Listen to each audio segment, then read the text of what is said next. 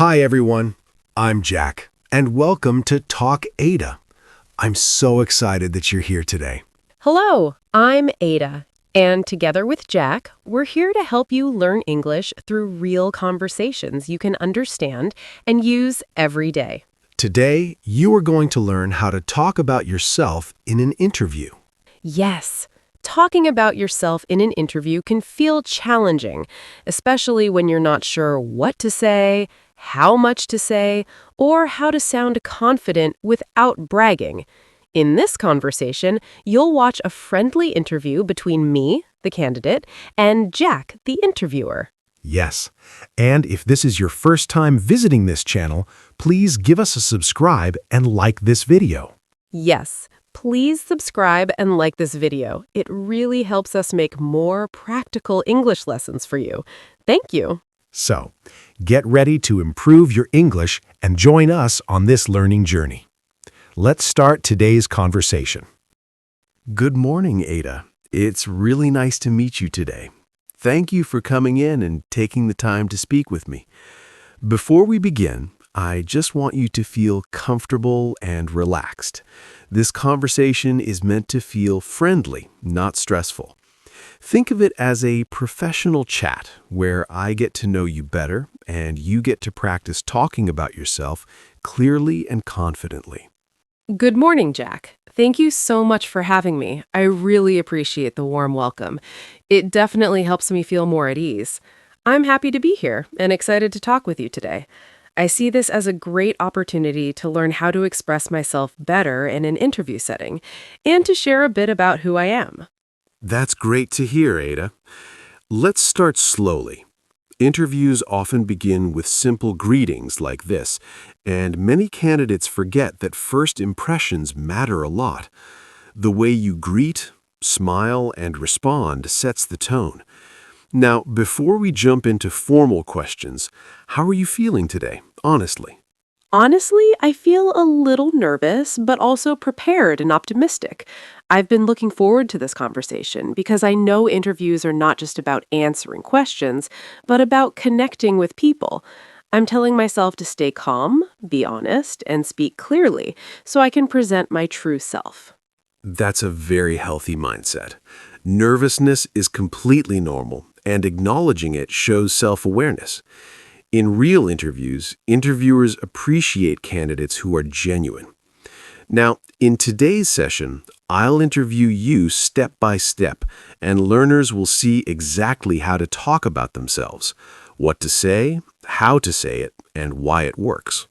That sounds perfect. I like that approach because sometimes people know what they want to say, but they don't know how to structure their thoughts. I'm ready to answer thoughtfully and explain my experiences in a clear and professional way while still being myself. Excellent. One more thing before we begin. Remember that talking about yourself doesn't mean bragging. It means sharing your skills, experiences, and values with confidence and balance. Today, we'll start with the foundation, introductions and first impressions. I understand. I think that's a great place to start because introductions often shape how the rest of the interview goes. I'm ready to begin whenever you are, and I'll do my best to speak clearly, stay positive, and give thoughtful answers that reflect who I am. Wonderful, Ada. You're doing great already. Let's take this step by step so learners can absorb everything clearly. All right, Ada. One of the most common and most important interview questions is often the very first one after greetings. I'm sure you've heard it before. It sounds simple, but many candidates struggle with it. So, Ada, tell me about yourself. Take your time, and remember this is your chance to give a clear, confident overview of who you are professionally. Thank you, Jack. When I answer this question, I like to keep my response structured and relevant to the role. I usually start with my current situation, then briefly mention my background, and finally connect it to my future goals. So, I am currently a motivated professional with a strong interest in personal growth and learning. I've developed skills through my education and practical experiences, and I enjoy working in environments where I can contribute meaningfully and continue improving. That's a very solid start, Ada. I like how you didn't go too personal or too detailed right away. For learners listening, notice how Ada didn't start with her childhood or unrelated hobbies. She stayed professional and focused. Ada, can you now expand a little more on your background while still keeping it concise and relevant? Of course. In terms of my background, I've spent time building both technical and communication skills through my studies and hands-on experiences. Along the way, I've learned how to work with different people, manage my time effectively, and adapt to new challenges. These experiences helped me understand my strengths, especially my ability to learn quickly and stay organized under pressure. Very well said, Ada.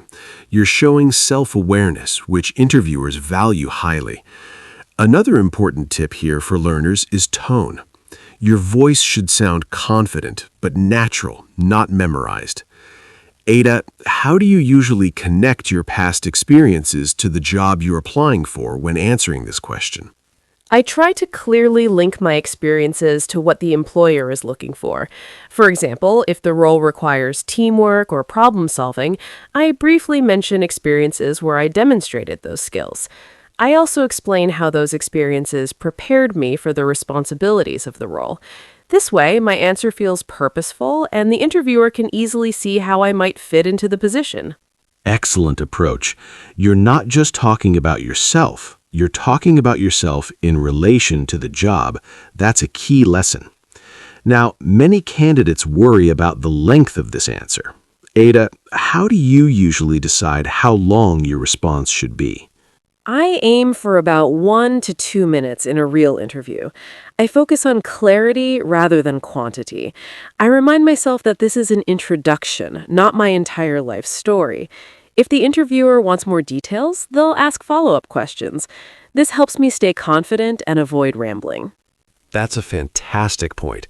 Interviews are conversations, not speeches. You want to leave room for dialogue. For learners watching, notice how Ada balances confidence with humility and structure. She sounds prepared, but not robotic. Before we move on, Ada, is there one final tip you'd give learners about answering, "Tell me about yourself"? Yes, I'd say practice your answer, but don't memorize it word for word. Understand your key points and speak naturally. Also, always tailor your response to the role and company. When you show relevance and enthusiasm, your answer becomes more engaging and memorable. Perfectly said, Ada.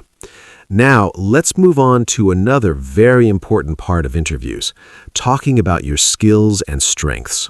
Many candidates either undersell themselves or sound like they're bragging. The goal is to find a confident, balanced tone. So, Ada, can you tell me about some of your key skills and strengths? Sure, Jack. When I talk about my skills, I like to focus on a few strong ones rather than listing everything. One of my main strengths is my ability to communicate clearly, whether I'm working with a team or explaining ideas. I'm also very organized, which helps me manage my time well and meet deadlines. Additionally, I'm a quick learner, and I enjoy improving myself by learning new tools or methods when needed. That's a great example. You're being specific without exaggerating. For learners, notice how Ada didn't say, "I'm perfect" or "I'm the best." Instead, she explained her skills with calm confidence. Ada, how do you usually support your strengths so they don't sound like empty statements? I usually support them with brief examples. For instance, if I say I'm organized, I might mention how I plan my tasks or handle multiple responsibilities. This shows the interviewer that my skills are based on real experiences, not just opinions. Even short examples can make my strengths feel more credible. Exactly. Examples make your skills come alive. Now, sometimes interviewers ask, "What is your strongest skill?" That can feel intimidating. Ada, how would you answer that question while staying confident and natural?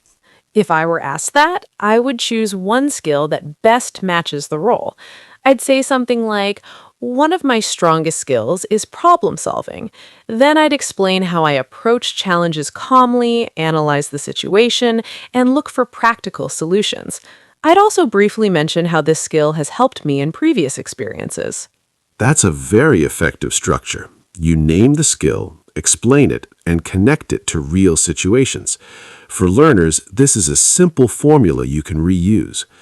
Ada, some people feel shy talking positively about themselves. How do you overcome that feeling? I remind myself that an interview is the right place to talk about my strengths. I'm not being arrogant, I'm helping the interviewer understand what I can contribute. I also focus on facts and experiences instead of opinions, which makes it easier to speak confidently without feeling uncomfortable. That's a great mindset. Confidence grows when you understand your value. Now, another common mistake is listing too many skills at once. Ada, why is it better to focus on a few key strengths? Because focusing on a few strong, relevant skills makes my answer clearer and more memorable. If I list too many things, the interviewer might not remember any of them. Choosing skills that match the job shows that I've thought carefully about the role and how I fit into it. Exactly right. Quality over quantity. You're doing a great job modeling this for learners. Before we end scene 3, is there one last piece of advice you'd give learners about talking about skills and strengths? Yes, I'd suggest practice how to explain your skills in simple language. You don't need complicated words. Clarity is more important. When you speak calmly, give examples, and stay relevant, your strengths will naturally stand out. Excellent advice, Ada. Please, if you are enjoying this conversation, please give this video a like. Yes, give it a like, and subscribe to our channel. We will keep bringing helpful videos to you every day. Thank you. So now let's naturally move into your experience and background. This is where many candidates either talk too much or give answers that are too vague. When I ask about experience, I'm really looking to understand what you've done and what you've learned. So, Ada, can you tell me about your past experiences and how they've shaped you professionally? Certainly, Jack. When I talk about my experience, I like to focus on what I learned rather than just listing roles or tasks. In my past experiences, I've worked in environments that required responsibility, communication, and consistency. Each experience taught me how to manage expectations, work with different personalities, and stay focused on goals even when challenges came up. That's a strong way to frame it. You're highlighting growth, not just duties. For learners listening, this is very important. Employers care about what you gained from your experiences. Ada, how do you decide which experiences to talk about in an interview? I choose experiences that are most relevant to the position. Even if an experience wasn't directly related to the job title, I focus on transferable skills like teamwork, time management, or problem solving. This way, my background feels connected to the role rather than random or unrelated. That's a smart strategy. Not every experience has to be perfect. It just has to be relevant. Now, some interviewers may ask you to describe a typical responsibility you had. How would you answer without sounding repetitive or boring? I would describe my responsibilities briefly, then explain the impact. For example, instead of just saying what I did, I'd explain how my work helped the team or improved process. This shows that I understand the purpose behind my responsibilities, not just the tasks themselves. Exactly. Purpose makes your experience meaningful. Let's go a little deeper. How do you talk about challenges you faced in your experience without sounding negative? I focus on solutions and lessons learned. I might mention a challenge briefly, but I quickly shift to how I handled it and what I learned from the situation. This shows resilience and a positive attitude, which I know interviewers appreciate. That's very mature thinking. Challenges are opportunities to show character. Now, some learners worry that they don't have enough experience. What would you say to them based on your approach? I'd tell them that experience isn't only about job titles or years. It's about what you've done, what you've learned, and how you've grown. Even small experiences can be valuable if you explain them clearly and connect them to the job. That's an important message. Confidence comes from understanding your own journey. When you talk about your background, how do you keep your answer organized? I usually follow a simple order: what I did, what I learned, and how it prepared me for the next step. This structure helps me stay focused and makes my answer easy to follow for the interviewer. Very clear and effective. You're showing learners that structure makes a big difference. As we continue, let's talk about something that often feels more personal: your personality and work style. Employers don't just hire skills, they hire people. They want to know how you work, how you interact with others, and what kind of energy you bring to a team. So, Ada, how would you describe your personality in a professional setting? I would describe my professional personality as calm, dependable, and open-minded. I like to approach my work with a positive attitude, even when things get busy. I'm someone who listens carefully, respects different opinions, and tries to create a comfortable environment where teamwork can thrive. That's a very balanced description. You're not exaggerating and you're staying professional. For learners, notice how Ada avoids personal traits that aren't work-related. Now, if an interviewer asks, "What is your work style like?" how would you usually respond? I usually explain how I manage my tasks and collaborate with others. I'd say that I like to plan my work, set clear priorities, and stay organized. At the same time, I'm flexible and willing to adjust when circumstances change. I also value communication because it helps prevent misunderstandings and keeps everyone aligned. That's a strong answer. It shows both structure and adaptability. Some candidates struggle to talk about themselves without sounding generic. Ada, how do you make your personality sound authentic rather than rehearsed? I focus on being honest and using simple language. Instead of trying to impress with big words, I describe how I actually behave at work. I also relate my personality traits to real situations, which helps the interviewer see that I'm genuine. Very true. Authenticity always stands out. Now, interviewers sometimes ask how you work in a team versus independently. How would you explain that balance? I'd explain that I'm comfortable working both independently and in a team. When working alone, I stay focused and manage my responsibilities well. In team settings, I enjoy sharing ideas, supporting others, and working towards a common goal. I believe both styles are important, and I adapt depending on the situation. Excellent. That shows flexibility, which is highly valued. Some learners worry about talking about their personality because they fear being judged. What advice would you give them? I'd encourage them to remember that there's no perfect personality. Different teams need different qualities. The key is to be honest and professional and to highlight traits that help you work well with others and handle responsibilities effectively. That's a reassuring and realistic perspective. Now, let's connect personality with the job. How do you make sure your work style aligns with the role you're applying for?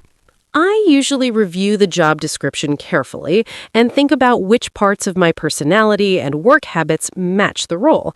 Then I emphasize those aspects in my answers. This helps the interviewer see that I'm not only qualified, but also a good fit for their team. Very thoughtful approach, Ada. You're doing a great job showing learners how to talk about themselves naturally and confidently. Let's move into a question that makes many candidates uncomfortable.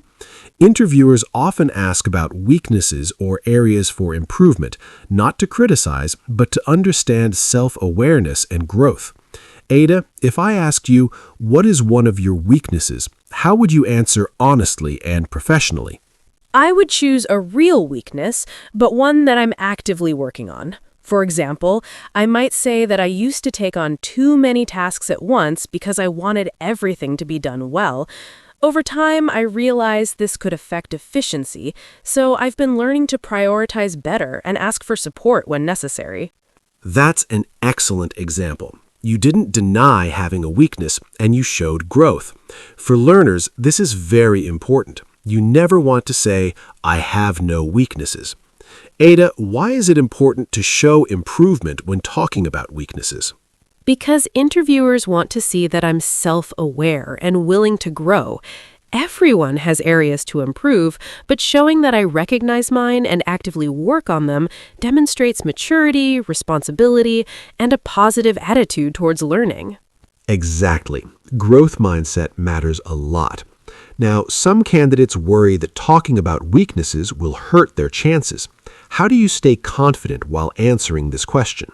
I remind myself that the question isn't meant to trap me. I stay calm and focus on the learning process. By explaining what I've done to improve, I shift the conversation from a weakness to a strength in development. Very well said. That shift in focus is key. Sometimes interviewers ask, what is an area you're currently working to improve? How would you answer that slightly differently? In that case, I'd talk about a skill I'm actively developing, such as improving my public speaking or gaining more technical knowledge. I'd explain what steps I'm taking, like practicing regularly or taking courses. This shows initiative and commitment to self-improvement. That's a great approach. It shows action, not just intention. For learners, notice how Ada keeps her answer professional and relevant. Ada, are there any types of weaknesses candidates should avoid mentioning?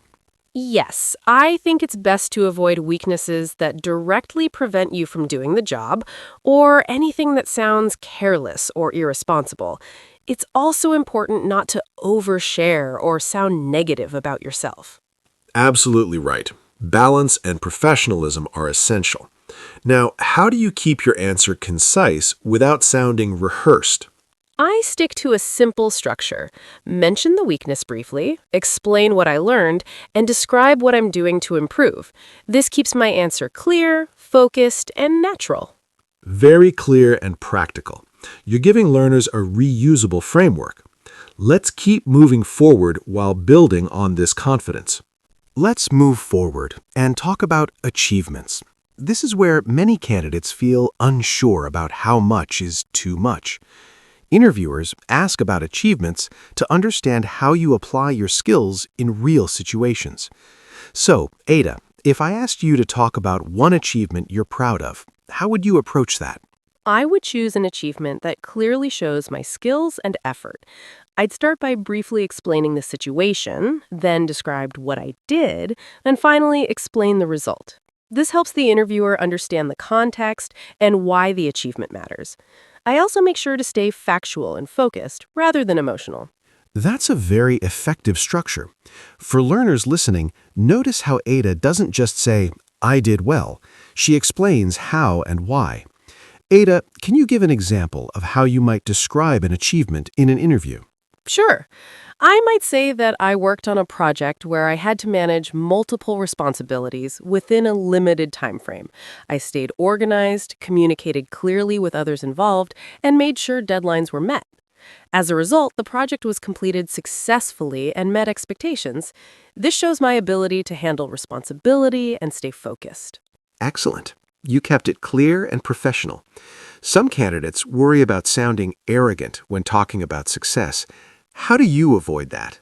I focus on actions and results rather than praise. I also acknowledge teamwork when appropriate and avoid exaggerating my role. This keeps my answer grounded and respectful. That's an important point. Confidence doesn't mean claiming everything as your own.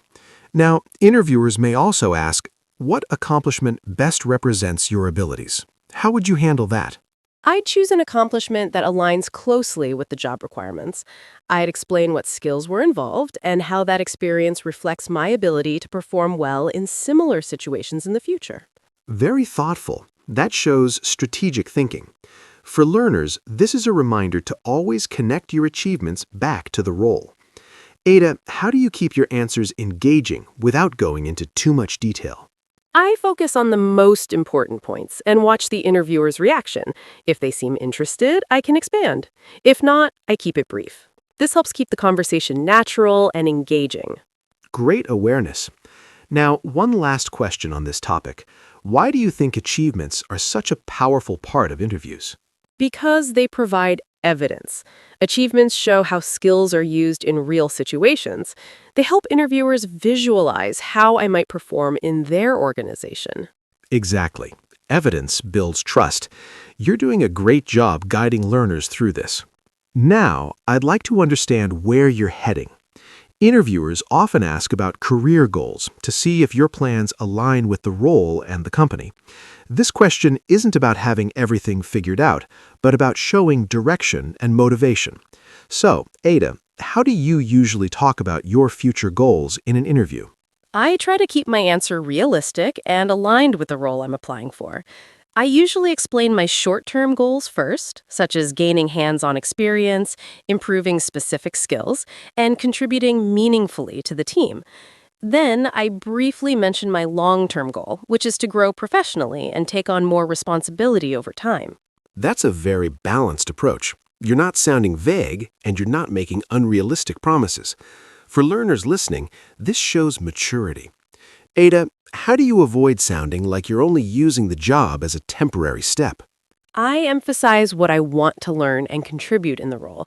I explain how the position fits into my growth and how I see myself developing within the organization. This shows commitment and genuine interest, rather than treating the role as just a stepping stone. Exactly. Employers want to know you're invested. Now, some candidates worry they'll say the wrong goal. What advice would you give them? I tell them to be honest but thoughtful. You don't need a perfect plan. Just show that you're motivated, willing to learn, and interested in growing.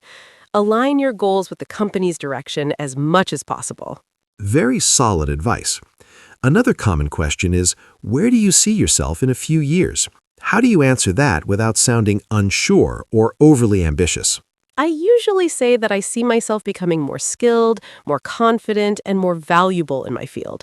I focus on growth rather than titles. This shows ambition, but also flexibility and realism. That's a great way to phrase it.